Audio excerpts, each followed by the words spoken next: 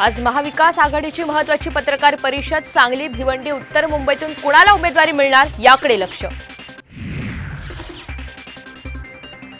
राज ठाकरेंचा आज शिवाजी पार्कात गुढीपाडवा मेळावा, महायुतीत सहभागी होण्याची घोषणा करणार का याकडे लक्ष।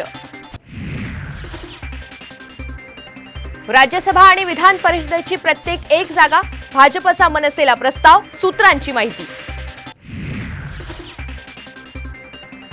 मराठी पाटी नसेल तर दुप्पट मालमत्ता कर भरावा लागणार, मुंबई महापालिकेचा मोठा निर्णय, 1 मे पासून होणार अंमलबजावणी।